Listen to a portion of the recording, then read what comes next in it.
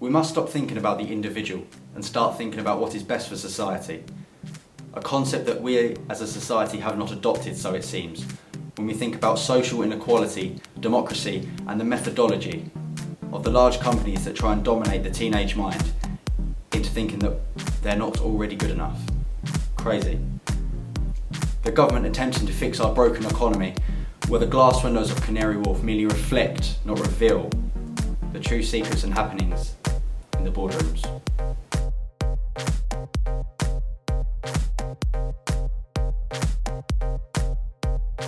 While the fashion industry thrives off the desire and need to fit in by the youth of today, the Toppshops and Zaras bring in new trends and styles that we're made to believe is a new big thing, just because a celebrity wore it at the Academy Awards. Within days, the companies import new stock and new designs so that they can lure the undeveloped teenage mind into buying their products, promising them that if they wear this, they will fit in. But what they don't think about is a small girl that sits at home too afraid to go to school because she'll yet again be bullied because she doesn't have the big trend, because her mum is too busy juggling 2 jobs at once, trying to keep her family warm, paying for electricity, rather than spending £120 on a pair of trainers that maybe cost £2 to make. I spoke to a few teenage girls to see how they truly feel about whether or not there is an expectation to meet. Both being teenage girls in the 21st century, where the importance of personal appearance is increasing, do you feel that there's a standard that you have to meet? Yeah, like if I wear certain clothes or if I go out shopping and see a top that I like that like not many other people would like, I don't buy it. I feel like I need to fit in, but not fit in as such as like, oh, let's copy over what other girls wear.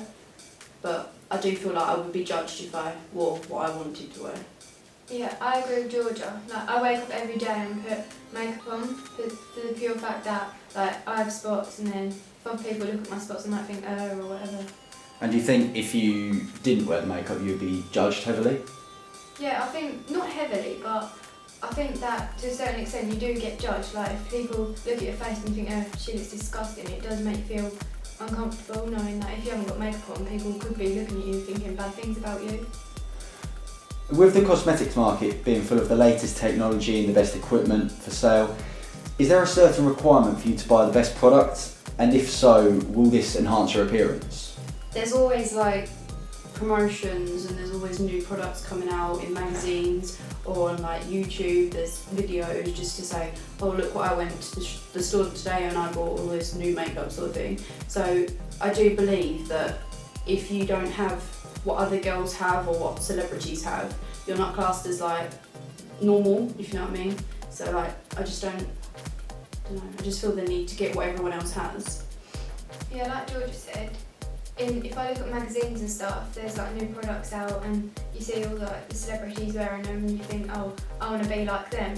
With so many magazines with like celebrity models on the front, do you feel that there's a need to look like them? There's certain things that go out as if to say like the people that aren't a size 4 or a size 6 are classed as like fat, and sometimes even if you're like a size 12, if you want to be a model, you're basically put in to be a plus size model, which like I think is like totally wrong. If you see a size 12 girl going down the road, you can clearly see that she's not meant to fit into plus size clothes. So I just don't see like, I don't know, I don't feel like I need to fit in with the people that are on the front of the magazines, because some of them you can tell are like doing stuff to their body that they shouldn't do just because they want to be that size, and I feel like you should just be the size that you want to be. The super drugs and boots target this loophole and gain millions of pounds every year, and who wouldn't? In fact, in 2014 the UK spent 2.3 billion on makeup and fragrance, which is double the amount of what it would cost to buy the Solomon Islands. These are the days in which personal expression is encouraged and individuality is rewarded. So still, why is there so many people mocking those that are stepping away from the normality? Is it jealousy? Is it jealousy of the fact that they have the confidence to say no? Is it a self-esteem booster to draw away from the attention that they lack anything interesting? Or is it just out of spite? With the internet being a resource to over 3 billion people in the world, the expansion of connectivity and the ability to share what you got up to and what you ate last night using the hashtag #Yum has become more simple as clicking a few buttons. Social media has become a necessity to the majority and essential to the developing mind. In the next 3 minutes, 300 hours of video content will be uploaded to YouTube. 1 in every 7 minutes spent searching the internet is used to search Facebook. And 8 out of the top 10 top apps on the App Store is social media. Understand this. If you were given £86,400 every single day, but the one rule is you cannot save, you would aim to use all of it, of course. It would be silly to waste if you're getting that every day. Now understand this. The average person spends 2 hours a day on social media.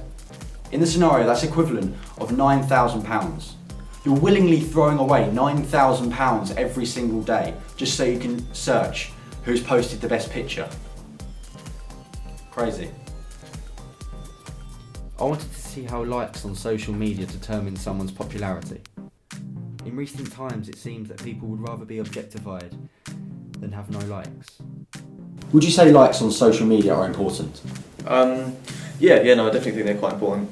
If you put a picture up and no one likes it, that probably indicates you probably haven't done something worthwhile. Which, you know, if you are putting stuff out with your friends or whatever, the people are liking it, it sort of shows your social standing with a lot of people.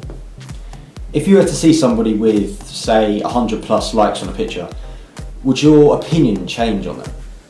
It wouldn't automatically change like that, but I definitely think I'd have to look into that person more to sort of, you know, understand why this has changed. If they're getting like 5, 6 normally, and then boom, it's like 150, I'd be like, well, what am I missing out on here with this person?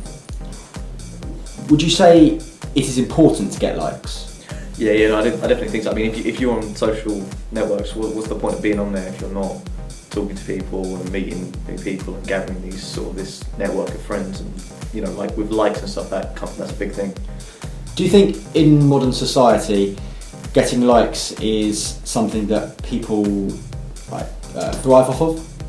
Yeah, no, definitely. To a degree, there are people out there that are literally just putting on. I mean, you see it a lot with a lot of girls will like be like, oh, look at my new phone case, but it'll be like showing cleavage and stuff so that they can like get people to look at their photos, and yeah. Well, this 7-minute programme also provides an insight into modern society. I would love to provide more information, but too many times I've heard the answer, the manager is on the phone right now, the manager is unavailable right now, or the manager is unable to discuss those topics with you. So I apologise for the lack of relevant information. It's just the big names are not willing to tell the truths of their profiteering companies. Just because I haven't got a tick on my shoe or a seagull on my shirt surely doesn't decrease my popularity, does it? But when we all think, what does it all come down to?